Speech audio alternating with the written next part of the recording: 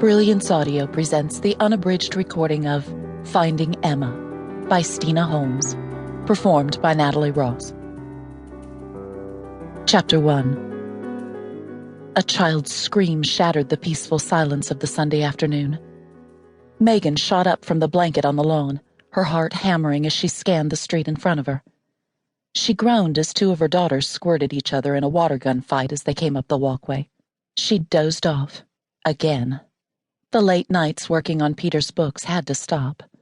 Yesterday she'd woken up to find her third daughter, Emma, across the street at the neighbors, crawled halfway into their doghouse. She glanced down at Emma, her youngest child, playing with a dandelion on the blanket. Thank God she was still there. The 3-year-old gazed in rapture at the sky. "Red balloon, Mama?" Megan twirled her fingers in Emma's tight curls. "Later, honey." "Red, Mama. Red balloons." Emma gestured toward the sky with her pudgy fingers. Megan turned her head and noticed the explosion of color that filled the air.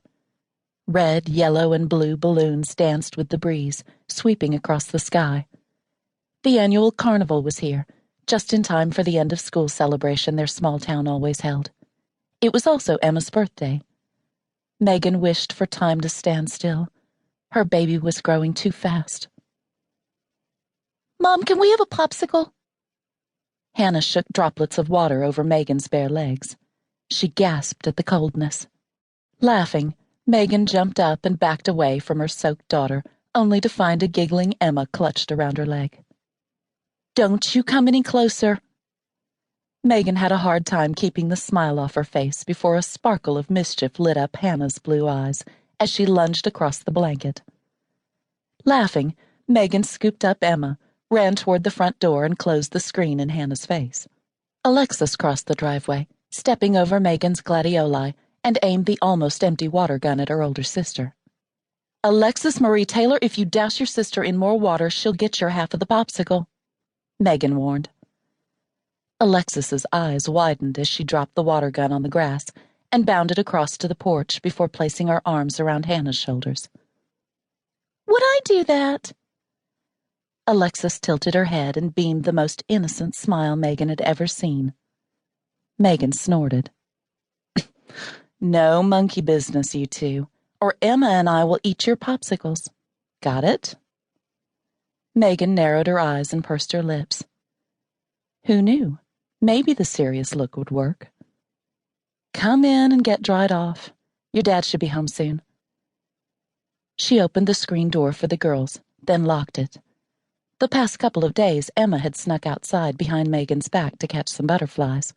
Or try to, at least. For dinner, they were going downtown to watch the parade and eat corn dogs, candied apples, and cotton candy at the carnival. The girls were so excited. Peter had even promised the girls he'd win them each a stuffed teddy bear, and Megan couldn't wait to show Emma the clowns. "Why don't we play a game of hopscotch while we wait for your dad?" Megan called after the girls as they ran up the stairs to change. She loved being a mother, even though having 3 girls so close in age exhausted her. Being a mom fulfilled her in more ways than she had thought possible. "Hey, Em, how about we make some more lemonade? This time we'll do less sugar." She'd let the girls make it just after lunch, and Alexis had almost dumped the whole container of sugar in the bowl. The phone rang just as footsteps pounded down the stairs. "Just going out to grab my headband," Hannah yelled. "Lock the door when you come back in," Megan called out just as the screen door slammed. With the phone balanced between her shoulder and ear, Megan opened the fridge and rooted inside for the filtered water jug. She groaned when she realized it was empty, having forgotten to fill it after pouring a glass earlier. The automated message informed her that the Sears catalog order was in. She frowned. She hadn't ordered anything. When the automated voice repeated its message, Megan grabbed her daily calendar and flipped through the last few weeks to see if she'd written down anything. Weird. There was nothing in her notes.